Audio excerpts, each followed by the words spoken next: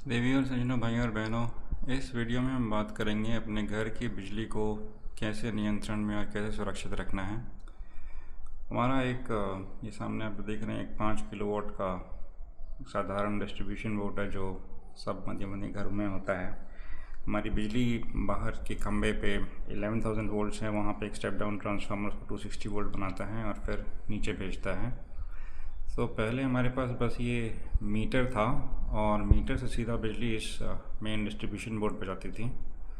अब हमने ये जो 3-4 चीज़ें लगाई हुई हैं, इनका क्या पर्पस है, इनका क्या काम है और ये इनसे क्या फ़ायदा है, इन चीज़ों पे हम बात करेंगे।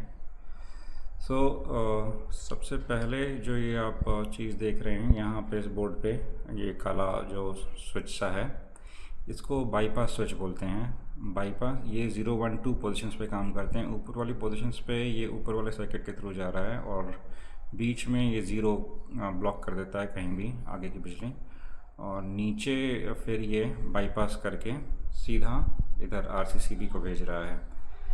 आरसीसीबी क्या होती है अभी हम बात करते हैं। फर्स्ट इज़ ये जो पहला बॉक्स है, this is a bypass switch, या इसको बोलते हैं। इसका काम सिर्फ सप्लाई को रोकना और एक तरफ से भेजना है, दूसरी तरफ से भेजना है।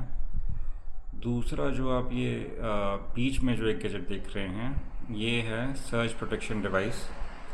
इसका काम है कि अगर लाइटनिंग से स्ट्राइक आए या किसी और चीज़ से बहुत ज़्यादा बिजली अचानक आपके सप्लाई लाइंस में आ जाए, तो ये एक पीला वायर जो आप ये इधर साइड से जा रहा है, ये इधर अर्थिंग वायर से जुड़ा हुआ है और अर्थिंग वायर सीधा इसको एक अर्थिंग पिट पे लेके जाएंगे। यहाँ पे इस पिलर के पास में एक अर्थिंग पिट बनाई हुई है। ये सर्ज प्रोटेक्शन डिवाइस बोलते हैं इसको, एसपीडी बोलते हैं इसे। और ये जो थर्ड चीज़ आप देख रहे हैं, इसको बोलते हैं वीएमआर, वोल्टेज मॉनिटरिंग रिले। हमारी 3 फेज़ की और न्यूट्रल सप्लाई है। इन 3 फेजेस पे कितना कितना वोल्टेज, कितना कितना करंट जा रहा है, ये अभी हमें बता रहे हैं। ये एक और काम करते हैं कि 270 वोल्ट से ऊपर की बिजली ब्लॉक कर देते हैं। 170 वोल्ट हायर कट ऑफ, उसको आप ये पीएलसी पे हैं, प्रोग्रामेबल लॉजिक कंट्रोलर्स पे हैं। इनका आप upper cut off, lower cut off इसको सेट कर सकते हैं। और इसमें एक डिले भी होता है कि 10 सेकंड बाद ये बिजली आगे जाने देता है। तो इनका काम, और ये डिस्प्ले दिखा देते हैं किस फेज़ पे कितना करंट जा रहा है। फिर यहाँ से वीएमआर के बाद ये बिजली आती है इस पे, ये है एक RCCB, residual current circuit breaker. अगर घर में कहीं भी कुछ करंट लीक हो रहा है, किसी को शॉक लग रहा है, तो ये बहुत जल्दी सर्किट को ट्रिप कर देते हैं। इनकी सेटिंग्स ये एडजस्टेबल में है, 5 मिली एम्पेयर, 10, 30, 50, 100 मिली एम्पेयर तक का। ये जो 3 बटन्स ऊपर हैं, ये 3 फेज़ की सप्लाई आप चेक कर सकते हो। और जब ये ट्रिप करता है तो एक आवाज़ भी करता है ताकि आपको पता चल सके कि ये ट्रिप हो चुका है। इसमें ये जो नॉब के नीचे एक स्विच है, ये बाईपास स्विच है। अगर आरसीसीबी जब हमने लगाई तो हम ये काफ़ी जल्दी जल्दी ट्रिप कर रहा था, 100 मिली एम्पेयर भी नहीं चलने दे रहा था। हमारे जो सेकेंड फ्लोर की वायरिंग हुई है, उस पर किसी ने न्यूट्रल की जगह अर्थ, बिल्डिंग को अर्थ बना दिया था उस वजह से। और आरसीसीबी लगने के बाद हमें करीब 2-3 दिन लगे 2-3 लोगों को घर के जहाँ जहाँ गलत वायरिंग हुई है उसको ठीक करने में। अब इनकी कॉस्ट की हम बात कर लें तो जो पहला वाला चेंज ओवर स्विच है, दिस इज़ अबाउट 2,800। एसपीडी भी करीब 2,800 रुपये की है और वीएमआर 3,200 रुपये की हैं। ये दोनों इंडिया के बने हुए हैं। बाय चेंज ओवर और एसपीडी इंडिया में बन जाते हैं और वीएमआर इंडिया में कोई बना नहीं रहा है, ये ताइवान चाइना से ही आ रहे हैं। दिस वन वीएमआर 3,200 इधर। और ये जो मेन शॉक प्रिवेंशन के लिए बना हुआ है, दिस इज़ अबाउट 8,000। बाकी हमें वायर एक्सटेंड करना पड़ा था मीटर से लेके इस हमारे बॉक्स तक। बॉक्स आपको मिल जाएगा करीब 800-1,000 रुपये का।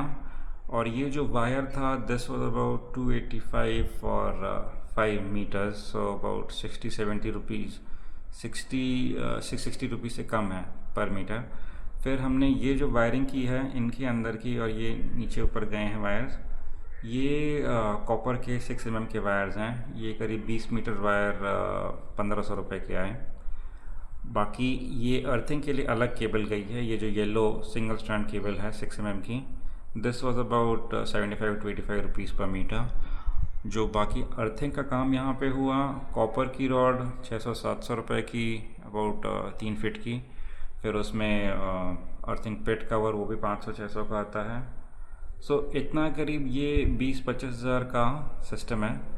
और यहाँ पे एक हमने वोल्टेज स्टेबलाइज़र लगाया हुआ है। ये कार की चार्जिंग के लिए है, बिकॉज़ हमारे यहाँ वोल्टेज ज़्यादा आता है 260 वोल्ट, तो उससे हम स्टेप डाउन करते हैं 220 वोल्ट उसको बनाते हैं। बट अगर आपके घर में कोई बहुत ज़्यादा सेंसिटिव इक्विपमेंट नहीं है, जैसे कि एसीज़ और फ्रिज और टीवी, वॉशिंग मशीन्स, तो वो तो 260 वोल्ट्स में उनको कोई ख़ास प्रॉब्लम नहीं है। सो वो stabilisers voltage step up step down करते हैं और ये कंट्रोल देते हैं हाई वोल्टेज से।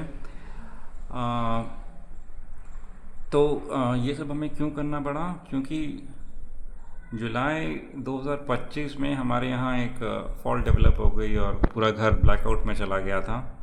तब हमें समझ नहीं आया था ये क्यों कैसे हो गया। तो ये चीज़ें एक बहुत बड़ी इन्वेस्टमेंट नहीं है। एमसीबी, लोग जनरली सोचते हैं कि हमने अगर एमसीबी लगा ली है तो हम सेफ़ हैं। एमसीबीज़ बहुत हाई एम्पेरेज पे काम करती हैं, 6 एम्पेयर, 32 एम्पेयर, 16 एम्पेयर, 32 एम्पेयर। वो बहुत जल्दी ट्रिप नहीं करती हैं। ये आरसीसी भी ज़रा सी चीज़ों पे भी ट्रिप कर जाती है। तो ये हमने अपने मेन पोल लाइन से जो डिस्ट्रीब्यूशन हो रहा है उसके लिए हमने ये सिस्टम जोड़ा है। बट आरसीसी भी जैसा कोई सर्किट हमें इसके लिए नहीं मिला, इन्वर्टर की वायरिंग के लिए। तो इन्वर्टर के लिए हमने क्या किया है, यहाँ पे इधर एक 6 एम्पेयर की एमसीसी भी लगा दी है। इसको हमने शॉर्ट करके देखा था, ये हल्की फुल्की शॉर्ट सर्किट्स पे भी ट्रिप कर रही हैं। तो इन्वर्टर्स के लिए 6 एम्पेयर की एमसीसी भी, और बाकी घर की सुरक्षा के लिए इस तरह का सिस्टम हमने डेवलप किया हुआ है। ये हम सजेस्ट करेंगे कि अगर आप हर किसी को लगा लेना चाहिए, गवर्नमेंट को भी इन सब चीज़ों को कंपलसरी कर देना चाहिए, क्योंकि एमसीबी इतना अच्छा प्रोटेक्शन नहीं है। आप इसको इस तरह से समझ लीजिए कि अगर आपके घर में कोई पानी की सुनामी आ रही है तो ये एसपीडी रोक देगी। बहुत तेज़ पानी का अगर कोई बौछार आ रहा है, कोई धीमे धीमे घुस के वोल्टेज बढ़ा बढ़ा के अगर डैमेज करने की कोशिश कर रहा है तो ये रोक देगा, वीएमआर रोक देगा। और घर के अंदर अगर कोई आपको चाकू छुरी लेके कोई हल्का शॉर्ट सर्किट से आपको अटैक कर रहा है तो ये आरसीसी भी आपको ट्रिप कर देगी। एमसीसी भी अगर कुछ मेजर फायर शॉर्ट सर्किट से रोक सकते हैं, बट ये फुली इफेक्टिव नहीं है। क्योंकि यहाँ पे अगर आप देखें, इसका जो ट्रिपिंग दिया गया है 5 milliampere, 10 milliampere, 30 milliampere, milliampere मतलब 10⁻³ और ये 16 एम्पेयर, 32 एम्पेयर, बहुत हाई करंट पे हैं। तो ये आदमी की प्रोटेक्शन तो नहीं कर पाएंगे। एमसीबीज़ आदमी को शॉर्ट सर्किट से या आदमी की जान नहीं बचा पाएंगे, ये रोक देंगे, ये बहुत जल्दी ट्रिप कर देंगे। सो इस तरह से आप अपनी बिजली को, आरसीसीबी का सिर्फ ये 8,000 का खर्चा नहीं है। इसमें आपको ये 2014 का हमारा घर का कंस्ट्रक्शन था और उसमें भी हमें अर्थिंग वगैरह नहीं दी गई थी। तो अभी भी ज़्यादातर ये जितनी चीज़ें हमने मंगाई हैं, हमने लखनऊ की पहले लोकल मार्केट में सर्च की और कहीं नहीं मिल रही थी, क्योंकि इन चीज़ों का कोई अवेयरनेस नहीं है, लोग शायद जानते ही नहीं हैं। और मार्केट में भी स्टॉक, मैंने इधर इलेक्ट्रिकल शॉप से पूछा आप क्यों नहीं रखते हैं, तो बोलते हैं इनका कोई सर्विस सपोर्ट नहीं है। तो जब चीज़ें ख़राब हो जाएंगी तो कस्टमर हमारी जान खाएगा, इसलिए हम ये चीज़ें रख नहीं रहे हैं। लेकिन फिर भी ये इतनी महंगी चीज़ें भी नहीं हैं और इनकी लाइफ, एक्सपेक्टेड लाइफ एसपीडी की या बाई डायरेक्शन स्विच की लंबी लाइफ है, 5-10 साल की लाइफ है। और अगर बीच में प्रॉब्लम्स हो भी जाते, इलेक्ट्रीशियन का करीब 5-6 हज़ार खर्चा है, 2-3 दिन उन्होंने काम किया है। और सीसीबी लगने के बाद लाइन फॉल्ट्स की करेक्शंस, कहाँ गलत वायरिंग हुई है उसको चेक करने के लिए हमने ये वाले AC line fault plug testers use किए थे, ताकि हमें पता चल सके कहाँ पे अर्थ नहीं आ रहा है, कहाँ पे लाइव न्यूट्रल रिवर्स हो चुका है। इस छोटे से टूल से हमारा काम काफ़ी आसान हो गया, बार बार टेस्टर घुसा घुसा के चेक करने की नौबत नहीं है। तो ओवरऑल 20-25 हज़ार के बजट में आप चला सकते हैं। हमें हफ्ते भर से इसको चला रहे हैं और हमारे लिए ये भी ठीक चल रहा है। सो होपफुली अब जैसा हमारा ब्लैकआउट जो होला जुलाई 2025 में हुआ था कि हम अंधेरे पे मोमबत्ती पे आ गए थे, किचन में खाना मोमबत्ती पे बन रहा था और हमारी आगे की जितनी मोशन सेंसर लाइट्स थी, अडाप्टर्स थे, जितने सेंसिटिव थे, करीब 10,000 रुपये का डैमेज हो गया था। तो वो दोनों चीज़ें तो नहीं हो पाएंगी। ब्लैकआउट्स अगर बिजली चली जाती है तो इन्वर्टर पे बिजली है, फिर सोलर भी अभी आ रहा है तो हम सोलर पे भी इसको लगा सकते हैं। ये एक बेसिक प्रोटेक्शन है, सिर्फ एमसीबी के भरोसे मत रहिए। ये जो 3 चीज़ें आप लगा लीजिए। इसमें दो चीज़ें हमें नहीं मिल पाई हैं।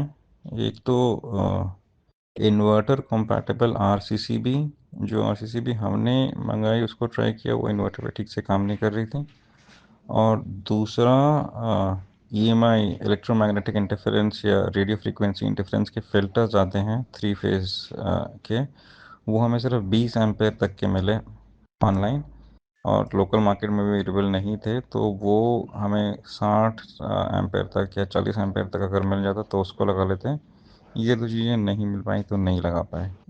ये जो पार्ट्स की हमने जो वायरिंग की है, change over to SPD to VMR to RCCB, ये 6 mm के कॉपर केबल्स अलग अलग रंगों में नहीं मिलते हैं मार्केट में, रेड ब्लू ग्रीन कलर में। तो मार्केट में पेपर टेप्स मिलते हैं अलग अलग कलर्स के, बट वो बहुत आसानी से कागज़ की तरह जलते हैं। फिर जो इलेक्ट्रिकल टेप्स हैं मार्केट में, वो भी स्पार्क पे जलते हैं, माचिस की तीली पे जलते हैं। उतना तेज़ी से नहीं जलते हैं जितना पेपर जलता है, बट वो भी जलते हैं। तो fire retardant tape specifically order करें और उससे इन वायर्स की कलर केबलिंग करें, कोडिंग करें।